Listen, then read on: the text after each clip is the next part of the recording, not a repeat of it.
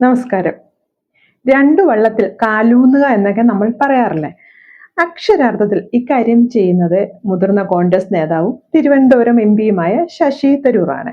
കോൺഗ്രസിൽ നിൽക്കുമ്പോൾ തന്നെ അദ്ദേഹം പ്രധാനമന്ത്രി നരേന്ദ്രമോദിയെയും ബി.ജെ.പിയും ഒക്കെ പ്രശംസിക്കുന്നതിൽ തിടുക്കം കാട്ടുകയും ആ കാര്യം പതിവ് പോലെ തന്നെ ഇടതടവില്ലാതെ ചെയ്തുകൊണ്ടൊക്കെയിരിക്കുന്ന ഒരു രീതിയാണ് നമുക്കിപ്പോൾ കാണാൻ സാധിക്കുന്നത്. അതായത് ശശി തരൂറിന്റെ ഈ ഒരു പൊളിറ്റിക്കൽ സ്റ്റാൻഡ്, അതെ, തരൂർ ബി.ജെ.പിയിലേക്ക് അധികം താമസിക്കാതെ തന്നെ പോകുമെന്ന് ഈ ഒരു പൊളിറ്റിക്കൽ സ്റ്റാൻഡ് മുൻനിർത്തി കുറെ കാലമായി പലരും പ്രതീക്ഷിക്കുന്നുമുണ്ട്. കാര്യം അതിലവരെ കുറ്റം പറയാൻ കഴിയില്ല. ശശി തരൂർ അത്ര ഒരു സ്റ്റാൻഡാണ് എടുത്തുകൊണ്ടിരിക്കുന്നത്. ഈ ശശി തരൂരിന്റെ ഈ ഡിപ്ലോമാറ്റിക് പൊളിറ്റിക്സിനെ പറ്റിയാണ് നമ്മൾ ഇന്ന് ഇവിടെ നോക്കുന്നത്.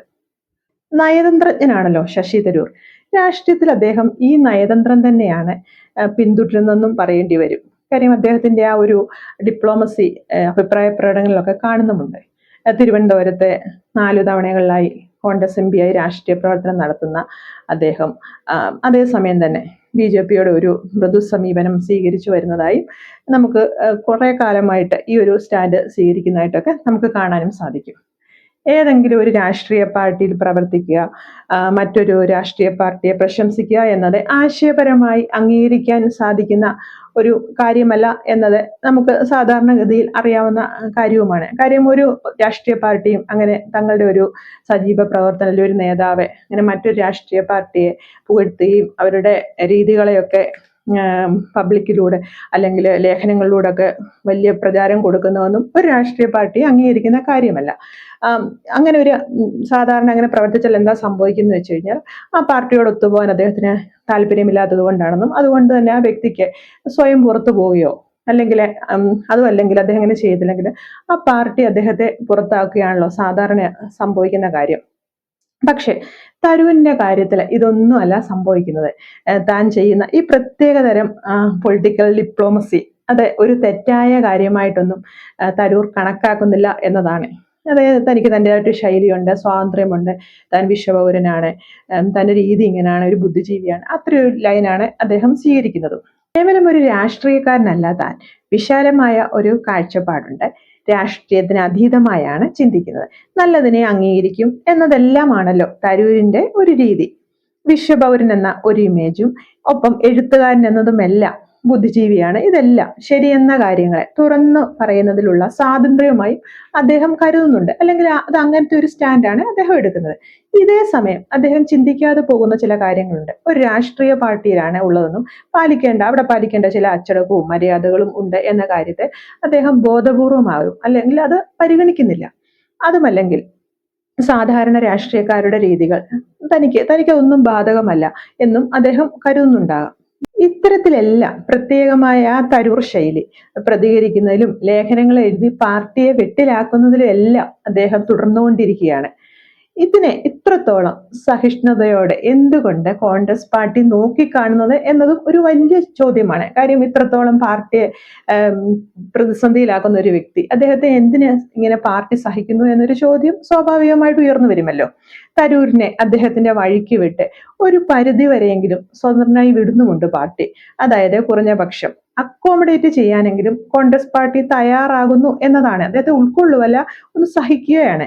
അതെന്തുകൊണ്ടാണെന്ന് നമുക്ക് നോക്കാം. കോൺഗ്രസിന്റെ ശശി തരൂരിനുള്ള ഈ ഹൃദയ വിശാലതയെ പറ്റി പറഞ്ഞുവല്ലോ. ഇനി അതിന്റെ കാരണങ്ങളിലേക്ക് പോകുന്നതിന് മുൻപ് മറ്റൊരു കാര്യം കൂടി വ്യക്തമാക്കേണ്ടതുണ്ട്. അത് തരൂർ എന്നു മുതലാണ് ഇത്തരത്തിലൊരു ലൈൻ സ്വീകരിക്കാനായി തയ്യാറായത് എന്നതാണ്. അതായത് തുടർച്ചയായി പാർട്ടിയെ വെട്ടിലാക്കുന്ന നിലപാട് എന്നു മുതലാണ് ശശി തരൂർ സ്വീകരിക്കാൻ തുടങ്ങിയത് എന്ന കാര്യത്തിലേക്ക് നമുക്കൊന്ന് നോക്കാം. ഇത്തരത്തിലൊരു നിലപാട് തരൂർ സ്വീകരിക്കുന്നത് 2022 മുതലാണെന്ന് മനസ്സിലാക്കാനാവും. ഒരു കൂട്ടം നേതാക്കന്മാർ G23 ഗ്രൂപ്പ് എന്ന് അക്കാലത്ത് അറിയപ്പെട്ടിരുന്നവർ, അവർ ഒത്തുചേർന്ന് ഒരു സോണിയാഗാന്ധിക്ക് ഒരു കത്തെഴുതുന്ന ഒരു സംഭവം ഉണ്ടായല്ലോ. അവരുടെ ആവശ്യം നേതൃമാറ്റം എന്നതായിരുന്നു. ഈ നേതൃമാറ്റം അവർ ആവശ്യപ്പെടുന്നതിനും ഒരു കാരണമുണ്ടായിരുന്നു. അതായത് ലോക്സഭാ തിരഞ്ഞെടുപ്പിൽ പ്രതീക്ഷിച്ച ഒരു ഇമ്പാക്റ്റോ വിജയവും ഒന്നും കോൺഗ്രസിന് നേടിയെടുക്കാൻ കഴിഞ്ഞില്ല. അതുകൊണ്ട് പുതിയൊരു നേതൃത്വം വേണമെന്ന് ഒരു ആവശ്യം ഈ നേതാക്കന്മാർ ഒത്തുചേർന്ന് ഉന്നയിക്കുകയുണ്ടായി. അതിലെ ഒരു പ്രധാന കക്ഷിയായിരുന്നു ശശി തരൂർ. അങ്ങനെ കോൺഗ്രസ് പ്രസിഡന്റ് സ്ഥാനത്തേക്ക് തിരഞ്ഞെടുപ്പൊക്കെ വരികയും ചെയ്തു. പ്രസിഡന്റ് സ്ഥാനാർത്ഥിയായി തരൂർ മത്സരിച്ചു. പക്ഷേ സോണിയാഗാന്ധിയുടെ പിന്തുണ ഉണ്ടായിരുന്നത് മല്ലികാർജുന ഖാർഗെക്കായിരുന്നു. അദ്ദേഹം വിജയിക്കുകയും ചെയ്തു. ഇവിടെ നിന്നും ആരംഭിക്കുന്നതാണ് തരൂരിന് പാർട്ടിയുമായുള്ള അസ്വാരസ്യങ്ങൾ. അത് നമുക്ക് വ്യക്തമായി മനസ്സിലാക്കാനും സാധിക്കും. അതിനുശേഷം അദ്ദേഹത്തിന്റെ പ്രതികരണങ്ങൾ പാർട്ടിയുമായി അത്ര സുഖത്തിലുള്ള ഒരു ബന്ധമല്ല തനിക്കുള്ളതെന്നുള്ള കാര്യം വ്യക്തമാക്കുന്നതുമായിരുന്നു. പിന്നീട് എന്തൊക്കെയാണ് അദ്ദേഹം ചെയ്തതെന്ന് നോക്കാം. പ്രധാനമന്ത്രി അഭിനന്ദിക്കുന്ന തരത്തിലുള്ളതായിരുന്നു തരൂരിന്റെ പിന്നീടുള്ള പല പ്രസ്താവനകളും. കേരളത്തിലാണെങ്കിൽ പിണറായി സർക്കാരിനെയും ചില സന്ദർഭങ്ങളിലെല്ലാം തരൂർ അഭിനന്ദിക്കുന്നതായി കാണാനാവും. ഒരേ സമയം കോൺഗ്രസിനെ കേന്ദ്രത്തിലും സംസ്ഥാന തലത്തിലും പ്രതിസന്ധിയിലാകുന്ന ഒരു നിലപാടായിരുന്നു തരൂരിൻ്റെത്. അതിനൊക്കെ അദ്ദേഹം കാരണമായി പറയുന്ന, അല്ലെ ന്യായമായി പറയുന്ന ചില കാരണങ്ങളുണ്ട്. നല്ലത് ആര് ചെയ്താലും അഭിനന്ദിക്കണം, അതിൽ രാഷ്ട്രീയമൊന്നും നോക്കേണ്ട കാര്യമില്ല എന്നെല്ലാമാണ് തരൂർ ഇതിന് നൽകിയിട്ടുള്ള വിശദീകരണം. ഈ അടുത്തിടെയായി കോൺഗ്രസ് പാർട്ടി പിമാരുടെ 3 പ്രധാന യോഗങ്ങൾ വിളിച്ചപ്പോൾ അതിലൊന്നിൽ പോലും പങ്കെടുക്കാനും തരൂർ എത്തിയതുമില്ല. അദ്ദേഹം അതിനൊക്കെ ചില കാരണങ്ങൾ പറയുകയുണ്ടായി. വിവാഹം, യാത്ര, ആരോഗ്യ പ്രശ്നങ്ങൾ തുടങ്ങിയവയൊക്കെ. അതേസമയം തന്നെ പ്രധാനപ്പെട്ട ഒരു യോഗത്തിന്റെ തലേ ദിവസമാണ് ശശി തരൂർ പ്രധാനമന്ത്രി നരേന്ദ്രമോദി വിളിച്ച ഒരു വിരുന്ന് സൽക്കാരത്തിൽ പങ്കെടുക്കുകയും ചെയ്തത്. അപ്പോൾ അതൊക്കെ വലിയ സംശയങ്ങൾക്ക് ഇടയാക്കി. കാരണം കോൺഗ്രസ് പാർട്ടിയുടെ പിമാരുടെ മീറ്റിംഗിൽ വരാൻ തയ്യാറാവാത്ത ഒരാള് പ്രധാനമന്ത്രി വിളിച്ച ഒരു ചടങ്ങിൽ പങ്കെടുക്കുന്നു. ഇത്തരം കാര്യങ്ങൾ. സമാനമായ രീതിയിൽ വിവാഹം, യാത്രകൾ പോലുള്ള ചടങ്ങുകളിൽ പ്രധാന യോഗങ്ങൾ നടക്കുന്നതിന്റെ തൊട്ടടുത്ത ദിവസങ്ങളിലൊക്കെ അദ്ദേഹം പങ്കെടുക്കുകയും ചെയ്തിട്ടുണ്ട്. തരൂരിന്റെ ഈ ഒരു സമീപനം പാർട്ടിക്കുള്ളിൽ വലിയ അതൃപ്തി ഉണ്ടാക്കിയിട്ടുണ്ട് എന്ന വിവരങ്ങളും പുറത്തു വരുന്നുണ്ട്. കോൺഗ്രസിനോട് ഇടഞ്ഞു നിൽക്കുമ്പോൾ തന്നെ BJPയെയും പലപ്പോഴും മോദിയുടെ പ്രസംഗത്തെയും പ്രകീർത്തിക്കുന്നതാണ് തരൂരിന്റെ ഒരു രീതി എന്ന് പറയുന്നത്. ഇപ്പോൾ പഹൽഗാം ആക്രമണത്തിൽ തിരിച്ചടി നൽകിയ ഓപ്പറേഷൻ സിന്ദൂർ, അതിനെപ്പറ്റി എല്ലാം വലിയ മതിപ്പോടെയായിരുന്നു തരൂരിന്റെ പരാമർശങ്ങളൊക്കെ വന്നിട്ടുള്ളത്. ഇതൊക്കെ കേൾക്കുമ്പോൾ കോൺഗ്രസിൽ തന്നെ ഒരു ഭാഗം അദ്ദേഹത്തെ വലിയ വിമർശനങ്ങളും നടത്തിയുണ്ടായി. BJPയുടെ സ്റ്റണ്ടുകളുടെ സൂപ്പർ വക്താവെന്നാണ് ഒരു വിഭാഗം തരൂരിനെ പരിഹസിച്ചിട്ടുള്ളതും. പ്രധാനമന്ത്രിയോട് ഇത്തരത്തിലെല്ലാം വലിയ മതിപ്പാണ് അദ്ദേഹത്തിനുള്ളതെങ്കിൽ കോൺഗ്രസ് വിട്ടുപോകരുതോ എന്ന് ചില കോൺഗ്രസ് നേതാക്കന്മാരുടെ കമന്റുകൾ വരികയുണ്ടായി. അതൊക്കെ സോഷ്യൽ മീഡിയയിൽ വന്നതുമാണ്. ഇത്തരമൊരു സാഹചര്യത്തിലാണ് സാമൂഹിക മാധ്യമങ്ങളിൽ ചിലരൊക്കെ തരൂരിനെ എതിർത്തുകൊണ്ടുള്ള ചില സൂചനകളൊക്കെ നൽകിയിട്ടുള്ളതും. അതായത് കോൺഗ്രസിന് ഇന്ത്യ ഫസ്റ്റ് ആണെങ്കിൽ ചിലർക്കത് മോദി ഫസ്റ്റ്, രാജ്യം രണ്ടാമത് ആണ് എന്ന പരാമർശമൊക്കെ ഇതിനോട് കൂട്ടി വായിക്കാവുന്നതാണ്. അതായത് തരൂരിനോടുള്ള അമർഷത്തിന്റെ ഭാഗമായി വന്നിട്ടുള്ള ചില അഭിപ്രായ പ്രകടനങ്ങളായിട്ടുള്ള നമുക്ക് കൂട്ടി വായിക്കാനാവും. സ്വന്തം നിലപാടുകളെ പറ്റി തരൂർ പറയുന്ന ചില അഭിപ്രായങ്ങൾ, ന്യായങ്ങൾ, അതിലേക്കും കൂടി നമുക്ക് ഒന്ന് പോകാം. താൻ പ്രധാനമന്ത്രിയെ പ്രശംസിക്കുന്നത് ചിലരൊക്കെ സൂചിപ്പിക്കുന്നത് പോലെ അല്ലെ കരുതുന്നത് പോലെ അദ്ദേഹത്തിന് പാർട്ടിയിൽ ചേരാനുള്ള ഒരു സൂചനയല്ല എന്നാണ് തരൂർ പറയുന്നത്. അത് ദേശീയ ഐക്യത്തിന്റെ പ്രസ്താവനയാണ് എന്നൊരു വിശദീകരണവും തരൂരിന്റെ ഭാഗത്ത് നിന്ന് വരുന്നുണ്ട്. PM ശ്രീ പദ്ധതിയെ പറ്റിയും തരൂർ പറഞ്ഞിട്ടുള്ള കാര്യങ്ങൾ എന്തെല്ലാം എന്ന് നോക്കാം. ഭരണകക്ഷിയോട് എനിക്ക് വിയോജിപ്പുണ്ട്. പക്ഷെ അവർ ഭരണകക്ഷിയാണ്, അവർക്കൊരു ജനവിധിയുണ്ട്. ഞാൻ അവരോടൊപ്പം പ്രവർത്തിക്കും. സംസ്ഥാനത്തിന്, അതായത് കേരളത്തിന് പണം നൽകുന്ന ഒരു പദ്ധതി അവർ കൊണ്ടുവന്നാൽ എൻ്റെ ബോധ്യങ്ങളുടെ ചട്ടക്കൂടിനുള്ളിൽ ഞാൻ അത് ചർച്ച ചെയ്യും. അങ്ങനെ എനിക്ക് അത് എൻ്റെ സംസ്ഥാനത്തിനു വേണ്ടി സ്വീകരിക്കാൻ കഴിയും എന്നൊക്കെയാണ് തരൂർ പദ്ധതിയെ ന്യായീകരിച്ചുകൊണ്ട് പറയുന്ന കാരണങ്ങൾ. ഇത്തരമൊരു സഹകരണം അത്യാവശ്യമാണെന്നും തരൂർ PM ശ്രീ പദ്ധതിയെ പറ്റി പറഞ്ഞിട്ടുള്ളത്. ഇതേ സമയം തന്നെ BJP എന്താണ് ചെയ്യുന്നതെന്ന് വെച്ചാൽ തരൂറിനെ പ്രോത്സാഹിപ്പിക്കുന്ന നിലപാടുകളാണ് അവർ സ്വീകരിച്ചിട്ടുള്ളത്. കാരണം കോൺഗ്രസിനെതിരെ അവരുടെ ഒരു നേതാവ് പറയുമ്പോൾ സ്വാഭാവികമായിട്ടും അവരത് ഉപയോഗപ്പെടുത്തുമല്ലോ. ഓപ്പറേഷൻ സിന്ദൂറിനെ തുടർന്ന് രാജ്യത്തിന്റെ ഭീകരവിരുദ്ധ പ്രവർത്തനങ്ങൾക്ക് പിന്തുണ കിട്ടുന്നതിന് വേണ്ടിയും അതിനെ വിശദമാക്കുന്നതിന് വേണ്ടിയും ഒക്കെ പിമാരുടെ ഒരു സംഘത്തെ വിദേശ രാജ്യങ്ങളിലേക്ക് കേന്ദ്ര സർക്കാർ അയക്കുകയുണ്ടായല്ലോ. ആ ഒരു സന്ദർഭത്തിൽ കോൺഗ്രസ് പാർട്ടിയുടെ താല്പര്യങ്ങളെ അവർ നൽകിയ ലിസ്റ്റിനെ മറികടന്നുകൊണ്ടാണ് BJP തരൂറിനെ അതിൽ ഉൾപ്പെടുത്തിയത്. ആ നീക്കം അദ്ദേഹത്തോടുള്ള BJPയുടെ താല്പര്യം വെളിപ്പെടുത്തുന്നതുമാണ്. ഇപ്പൊ റഷ്യൻ പ്രസിഡന്റ് വ്ളാഡിമിർ പുടിന് വേണ്ടി രാഷ്ട്രപതി ഒരു വിരുന്ന് നടത്തിയല്ലോ, അതിലും കോൺഗ്രസിൽ നിന്നും ക്ഷണിക്കപ്പെട്ടത് തരൂർ മാത്രമായിരുന്നു. ഒരു പ്രത്യേക സ്ഥാനം പരിഗണനയൊക്കെ തരൂറിന് നൽകുന്നതിൽ BJPയും പ്രത്യേക ശ്രദ്ധ വെക്കുന്നുണ്ട് എന്നത് ഇതിൽ നിന്നും നമുക്ക് വ്യക്തമാവുന്ന ഒരു കാര്യവുമാണ്. BJPയും മോദിയും പുകഴ്ത്തുന്ന തരൂർ കോൺഗ്രസിനെ അവിടെ ചില സമയങ്ങളിൽ അടിമുടി വിമർശിക്കുന്ന ഒരു നിലപാടും കാണാനാവും. കുടുംബവാഴ്ച ഇന്ത്യൻ ജനാധിപത്യത്തിന് ഭീഷണി എന്ന പേരിൽ തരൂർ ഒരു ലേഖനം എഴുതുകയുണ്ടായി. അതിൽ പറയുന്ന കാര്യങ്ങളെ പറ്റി എന്തെല്ലാമെന്ന് നോക്കാം. നെഹ്റു, ഇന്ദിര, രാജീവ്, രാഹുൽ, പ്രിയങ്ക എന്നിവരടങ്ങുന്ന നെഹ്റു കുടുംബം അവരാണ് രാഷ്ട്രീയ നേതൃത്വം ജന്മാവകാശമാണെന്ന ധാരണയ്ക്ക് അടിത്തറയിട്ടെന്നും ഇതിലൂടെ ഇന്ത്യയിലെ എല്ലാ പാർട്ടികളിലേക്കും ഇതൊരു രീതിയായി വ്യാപിച്ചു എന്നുമാണ് തരൂറിന്റെ നിരീക്ഷണം. നോക്കൂ, എത്ര വലിയൊരു വിമർശനമാണ് അദ്ദേഹം മുന്നോട്ട് വയ്ക്കുന്നത്. കോൺഗ്രസിനെ പറ്റി കുടുംബാധിപത്യ രാഷ്ട്രീയ പാർട്ടിയാണെന്നൊക്കെ എതിരാളികൾ പറയുന്ന അതേ ശൈലി, അല്ലെ അതിനെക്കാട്ടി കടുപ്പിച്ചുള്ള ഒരു പ്രതികരണമാണ് തരൂർ തന്റെ ലേഖനത്തിലൂടെ നടത്തിയിരിക്കുന്നത്. ഇപ്പൊ അടിയന്തരാവസ്ഥയുമായി ബന്ധപ്പെടുത്തി ഇന്ദിരാഗാന്ധിയെയും സഞ്ജയ് ഗാന്ധിയും ഒക്കെ, പ്രത്യേകിച്ച് സഞ്ജയ് ഗാന്ധി അക്കാലത്ത് ചെയ്ത മനുഷ്യാവകാശ ധ്വംസനങ്ങളെ പറ്റിയെല്ലാം തരൂർ വിമർശിക്കുകയും അതിനോടുകൂടി ഒരു കാര്യം കൂടി പറയുകയും ചെയ്യുന്നുണ്ട്. 1975 ഇന്ത്യ അല്ല ഇന്നുള്ളത് എന്നാണ് അദ്ദേഹം പറഞ്ഞത്. കോൺഗ്രസിനെ പറ്റി എതിരാളികൾ പറയുന്നതിൽ ശക്തമായാണ് തരൂർ വിമർശനം തൊടുക്കുന്നതെന്ന് ഇതിൽ നിന്നെല്ലാം നമുക്ക് മനസ്സിലാക്കാനും സാധിക്കും. തരൂരിന്റെ ചില പരാമർശങ്ങളിൽ വൈരുദ്ധ്യങ്ങളും കാണാനാവും.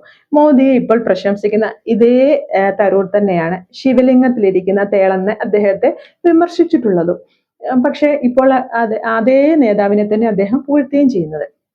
ഈ വർഷം ഒരു ടെലിവിഷൻ ചാനൽ നൽകിയ അഭിമുഖത്തിൽ കോൺഗ്രസുമായുള്ള ഈ ഒരു പ്രത്യേക ബന്ധത്തെ പറ്റി അദ്ദേഹം ചില കാര്യങ്ങളും പറയുകയുണ്ടായി. 16 വർഷമായി പാർട്ടിയോടും പ്രത്യയശാസ്ത്രത്തിനോടും വിശ്വസ്തത പുലർത്തുന്നു എന്നാണ് തരൂർ പറയുന്നത്. അതേപോലെ തന്നെ സവർക്കർ പുരസ്കാരം ശശി തരൂറിന് നൽകാനുള്ള തീരുമാനം വന്നപ്പോഴും അത് തന്റെ അറിവോടെയല്ല എന്ന നിലപാടാണ് അദ്ദേഹം സ്വീകരിച്ചത്.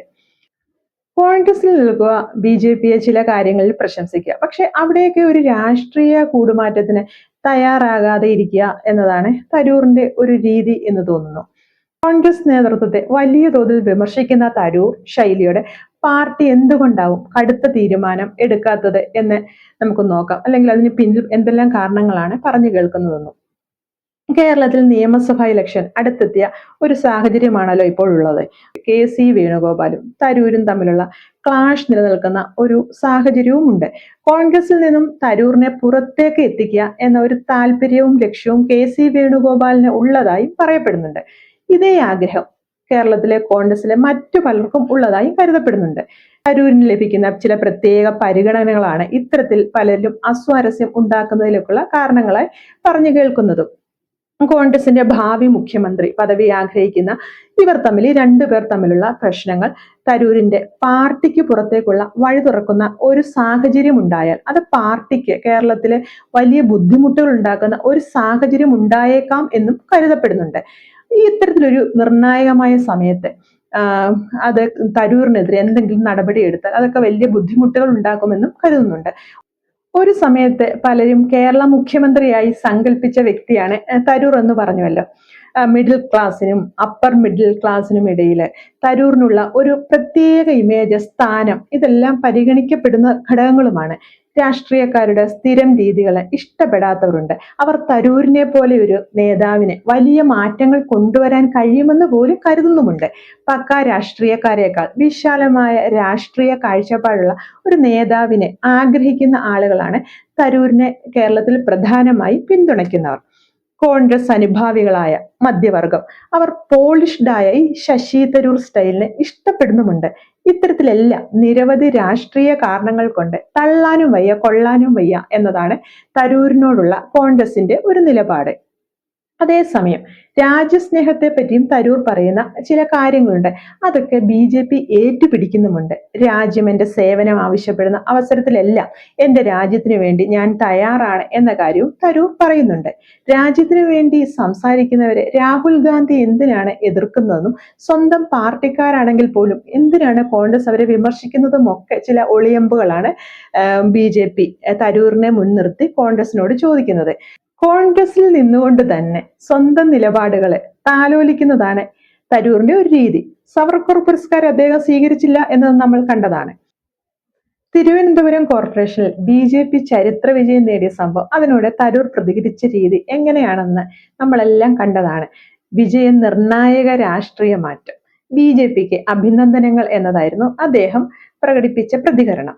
ഒപ്പം തന്നെ സംസ്ഥാന തദ്ദേശ തിരഞ്ഞെടുപ്പിൽ കോൺഗ്രസിന് വലിയ മുന്നേറ്റം നടത്തുന്നതിനെ അഭിനന്ദിക്കുകയും ചെയ്തിട്ടുണ്ട് തരൂർ.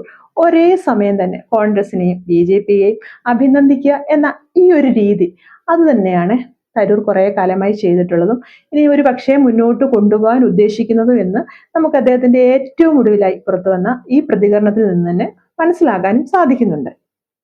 വ്യത്യസ്തമായ ചില അഭിപ്രായങ്ങളും തരൂരിന്റെ ഭാവി രാഷ്ട്രീയത്തെ പറ്റി ചിലർ പറയുന്നുണ്ട്. തിരുവനന്തപുരം നഗരസഭ ബി.ജെ.പി നേടിക്കഴിഞ്ഞു, ഇനിയും തരൂർ ബി.ജെ.പിയുമായി കൂടുതൽ അടുക്കാനുള്ള സാധ്യത നിലനിൽക്കുന്നതായി പലരും പറയുന്നുണ്ട്.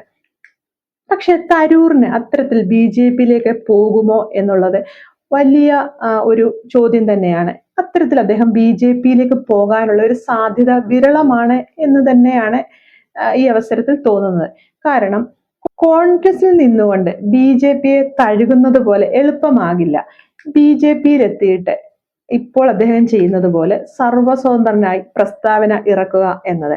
ഇക്കാര്യം തരൂറിനും അറിയാം. കാര്യം കോൺഗ്രസ് പാർട്ടിയിൽ ഇപ്പോൾ അദ്ദേഹം അനുഭവിക്കുന്ന ചില പ്രിവിലേജുകൾ അത് ബി.ജെ.പിയിൽ എത്തിയാൽ തനിക്ക് ലഭിക്കില്ല എന്നുള്ള കാര്യം അറിയാവുന്ന കാലത്തോളം തരൂർ അത്തരത്തിലൊരു തീരുമാനം എടുക്കാനുള്ള സാധ്യത വളരെ കുറവാണ്.